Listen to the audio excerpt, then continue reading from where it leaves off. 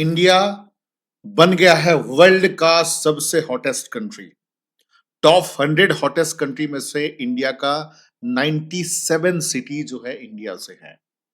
मतलब दुनिया का 100 सबसे गर्म शहर में से 97 इंडिया से है।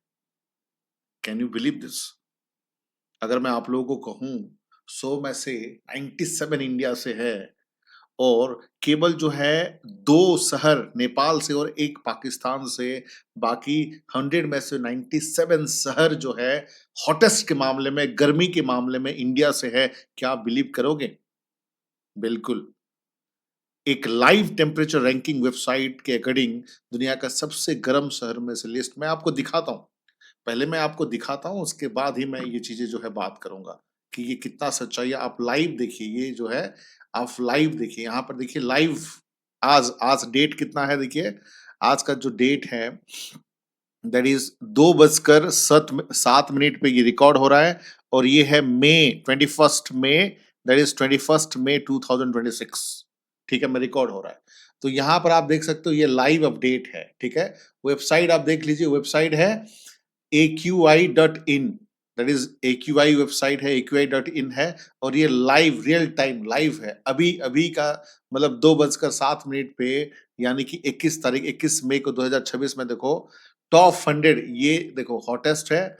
यहाँ पर मैं लाइव कर देता हूँ, देखो कोल्डेस्ट हो गया ये। कोल्डेस्ट में से कनाडा वनाडा ये सब आ रहे हैं, लेकिन अभी हम लोग देखेंगे हॉटेस्ट रिसेंट लाइव है। ये लाइव दिख रहा है, देखो लाइव में से फर्स्ट दिखा देता हूं कि ये जो टॉप सिटीज है कौन सा देश से है। देखिए देखिए, फर्स्ट रैंक में है that is Kakinada, that is Andhra Pradesh India. Second में है Rajamahendravaram, that is Andhra Pradesh. Third third में है Bhimavaram, that is Andhra Pradesh. Fourth है Gudivada, that is Andhra Pradesh. Fifth में भी Andhra Pradesh. Sixth is also Andhra Pradesh. Seventh में राउल किला उड़ीसा और 8 में बलांगीर डिस्ट्रिक्ट ऑफ ओडिशा। उसके बाद जो है 9th में बिलासपुर छत्तीसगढ़ और 10th में जो है छत्तीसगढ़ ही है, महासमुंद है। तो आप देख सकते हो ये टॉप 10 में तो इंडिया है ही। उसके बाद टॉप 100 में दिखाऊंगा, देखिए यहां तक टॉप 25 तक है, तो सारा इंडिया देखिए, टॉप 25 तक सारा इंडिया। एक भी जो है हम लोग बात करें, देखो temperature ranking world hottest hottest है, वर्ल्ड का है हॉटेस्ट। तो ये टॉप 25 में देख रहे हो सारे इंडियन है। उसके बाद 25 के बाद हम लोग देखते हैं, देखिए 25 से 50 तक देखो 26 भी इंडिया है। उसके बाद देखो 33 में एक है लाहौर, ध्यान रखिएगा। ये जो 33 रैंक में एक है लाहौर हो गया, पंजाब पाकिस्तान। उसके बाद सारे इंडिया, सारा इंडिया आप देखिए, सारा इंडिया 50 तक जो है इंडिया है। उसके बाद भी देखिए, उसके बाद भी देखिए 50 51 से 75 तक सारा इंडिया, सारा ऑल ऑल इंडिया। यहाँ पर देखो 66 में एक नेपाल का एक शहर है, दैट इज धनगढ़ी। ठीक है, नेपाल का एक शहर है धनगढ़ी। उसके बाद सारे इंडियन 75 तक। उसके बाद लास्ट 100 तक देख लेते हैं। 100 में भी देखिए सारे इंडियन है, केवल एक रैंक को छोड़ के 100 में से भी सारे इंडियन है। देखो एक चीज छोड़ के 100 वाला जो है दैट इज इन नेपालगंज, वो भी नेपाल में है। यानी कि टॉप 100 हमने देखा था, टॉप 100 में से केवल 3 पोजीशन छोड़ के सारे 100 में से 97 शहर जो है इंडिया का है। आप ये देख पा रहे हो, मैप से ही देख पा रहे हो आप। ठीक है, मैं फिर से दिखा देता हूँ। टॉप 100 हॉटेस्ट में से देखो first rank, first 25 rank state में पढ़ देता हूँ अभी, सिंपल सी बात है। देखो first rank that is Andhra Pradesh, first Andhra Pradesh, second Andhra Pradesh, third Andhra Pradesh, fourth Andhra Pradesh, fifth Andhra Pradesh, six Andhra Pradesh, seventh वो राउरकेला उड़ीसा, 8 बलांगीर उड़ीसा। उसके बाद जो है छत्तीसगढ़ और महासमुंद, बिलासपुर एंड महासमुंद। ठीक है, उसके बाद जो है सासाराम बिहार, देन उसके बाद 12 में गया बिहार। उसके बाद फिर आंध्र प्रदेश, आंध्र प्रदेश, आंध्र प्रदेश, देन उत्तर प्रदेश। ठीक है, मुरादाबाद आज के लिए। ठीक है, तो ये जो है आप देख सकते हो। तो मतलब कह सकते हो कि जो टोटल अर्थ जो मेल्ट हो रहा है, तो इंडिया जो है सबसे खतरनाक पोजीशन में है, सबसे खतरनाक पोजीशन में है।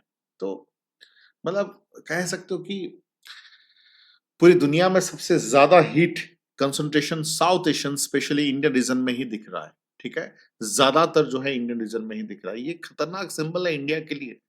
अब सवाल उठता है कि इतना ज़्यादा हीट वेव फेस क्यों कर रहा है? रीज़न क्या हो सकता है कि इंडिया में इतना ज़्यादा हीट वेव होने का रीज़न क्या है? सबसे पहला चीज़ तो है क्लाइमेट चेंज।